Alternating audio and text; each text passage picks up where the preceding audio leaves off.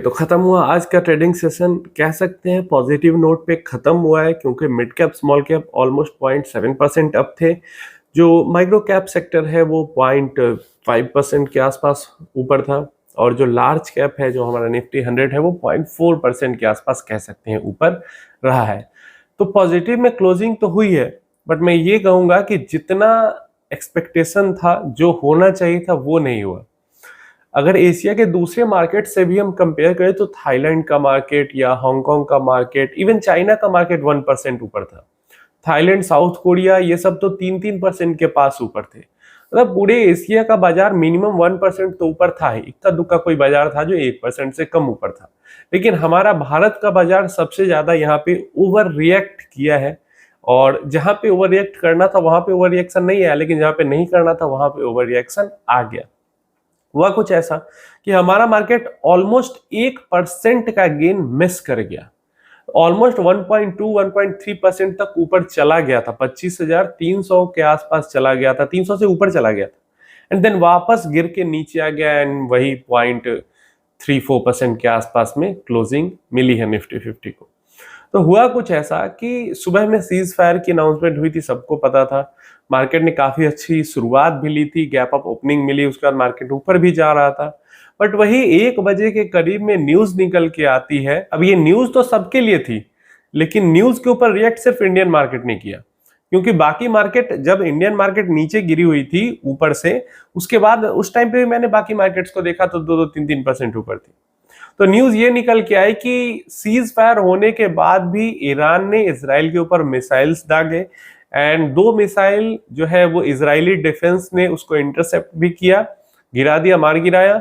And then क्योंकि cease fire का उल्लंघन ईरान की तरफ से किया गया, इसके कारण इजराइल ने भी अपनी तरफ से फुल फोर्स्ड अटैक लॉन्च किया उधर से। तो सबसे पहले तो सीज फायर एक्सेप्ट करने से पहले भी बैरेज ऑफ मिसाइल्स, काफी सारी मिसाइल्स लॉन्च करने के बाद सीज फायर ईरान ने एक्सेप्ट किया था। एंड देन जब दोनों, ईरान इजराइल दोनों ने सीज फायर, पहले तो ट्रंप ने अनाउंस किया, उसके बाद इजराइल ने कहा कि हम तो भाई ठीक है, अमेरिका ने न्यूक्लियर जो बेसिस थे उनको तबाह कर दिया, तो हम तैयार हैं सीज फायर के लिए, बस ईरान मान जाए। ईरान ने भी इधर एक्सेप्ट कर लिया। पहले ईरान ने अपना मतलब बहुत सारे मिसाइल्स छोड़ दिए, दाग दिए, अब इसको फ्रस्ट्रेशन कहो या कुछ भी कहो, बहुत सारे मिसाइल्स दागे, और उसके बाद सीज फायर को एक्सेप्ट कर लिया कि ठीक है सीज फायर रहेगा, युद्ध विराम रहेगा। लेकिन युद्ध विराम एक्सेप्ट करने के बाद ईरान ने मिसाइल्स दागे, ऐसा इजराइल का कहना है, और इजराइल ने जवाबी कार्रवाई की उधर से। अब इधर से ईरान का कहना है कि नहीं, हमने सीज फायर का कोई वायलेशन नहीं किया है, सीज फायर होने के बाद हमने कोई उल्लंघन नहीं किया है। तो ये थोड़ी सी यहाँ पे जो टेंशन है, जो प्रॉब्लम है, जो कि सुबह में खुशी का माहौल था कि सीज फायर हो गया, युद्ध विराम हो गया, डी एस्केलेशन हो गया, सब कोई, हर कोई पीस चाहता है, और पीस आ गया ऐसा लगा था। ठीक है, जो प्रॉब्लम्स थी वो खत्म नहीं हुई थी, लेकिन अभी के लिए जो लड़ाई हो रही थी वो तो रुक गई थी।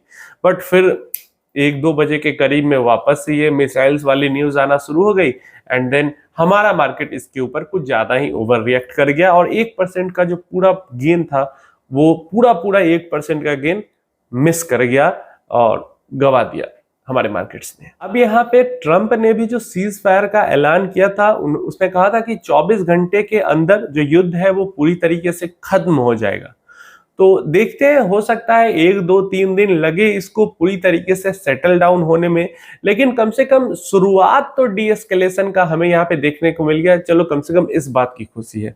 भले ही स्टॉक मार्केट में जिस तरीके की खुशी की उम्मीदें हमने की थी वो खुशी मतलब जाहिर होते हुए नहीं दिखी स्टॉक मार्केट के अंदर में, लेकिन कम से कम इन्वायरमेंट के लिए तो अच्छा है, और एक होप दिख रही है कि चलो अगले 2-4 दिनों में, जो ये 12-15 दिनों से, 12 दिनों से आई थिंक एग्जैक्ट, जो ये लड़ाई चल रही थी, मिसाइल्स इधर से उधर दागे जा रहे हैं, लोग मर रहे हैं, इतनी परेशानियां हैं, वो कम से कम खत्म हुई दिख रही है। इस न्यूज ने मिड मार्केट में मार्केट को हिला के रख दिया, और सुबह में एक्सपेक्टेशन थी कि अगर कुछ इसमें उल्टा सीधा होता है तो मार्केट उसके ऊपर बहुत रिएक्ट करेगा, और हमारा मार्केट कुछ ज्यादा ही रिएक्ट कर रहा है।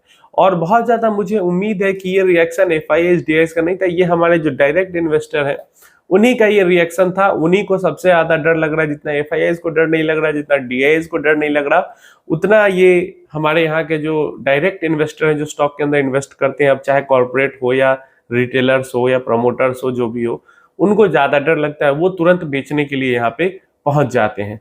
आप अपनी राय इन सब चीजों के बारे में नीचे कमेंट बॉक्स में बताना। मुझे तो लगता है कि अगले 2-3 दिनों में हो सकता है, इस हफ्ते में पूरा मान लेते हैं, इस हफ्ते में हो सकता है शांति कायम हो जाए। घोष जी का सवाल है, 30 साल के लिए SWP करना है, 6% withdrawal, 1 crore corpus, which fund will be best, return ज्यादा चाहिए।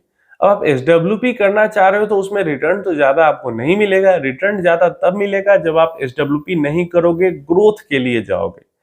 अब थोड़ा सा क्वेश्चन भी आपने गलत पूछ लिया यहाँ पे। आपके पास 1 करोड़ है, अभी आप डाल के SWP करना चाहते हो, या 1 करोड़ बनाना चाहते हो उसके बाद 30 साल SWP करोगे? तो ये आपने थोड़ा सा क्वेश्चन यहाँ पे पूछने में गड़बड़। आप लोग अगर क्वेश्चन पूछते हो तो सही से पूछा करो। यहाँ पे मैं दोनों सिनेरियो बता देता हूँ।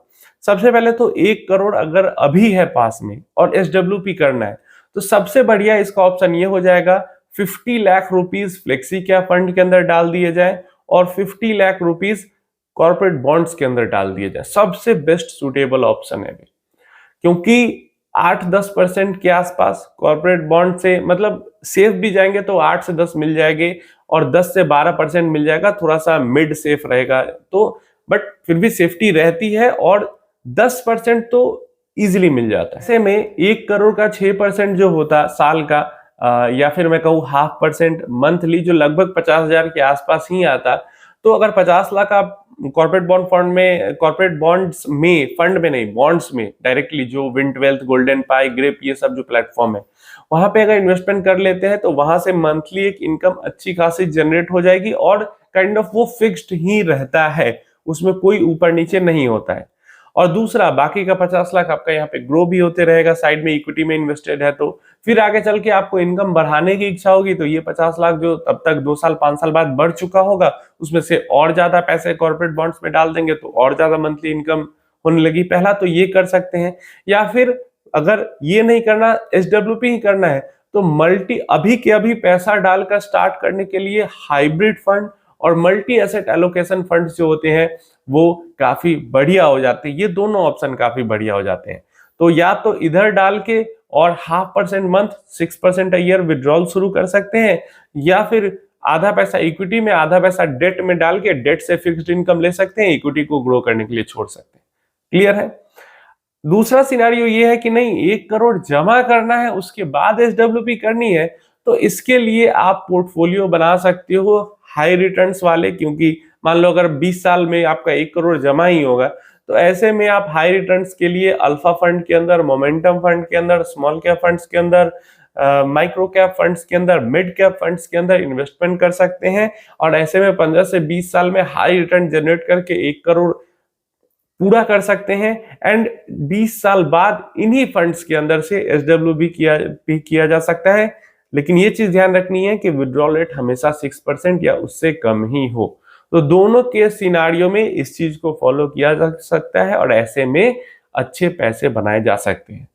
पहला जो सिनेरियो मैंने बताया था कि 6%, मतलब पहला या दूसरा जो भी मानो, 6% या उससे कम का अगर हम विड्रॉल रेट रखते हैं तो हमारा पैसा खत्म नहीं होता है। या फिर 50% पैसा डेट में, जैसे corporate bond fund, corporate bonds, और 50% इक्विटी में, ऐसे करके भी हम करते हैं तो हमारा पैसा खत्म नहीं होता है।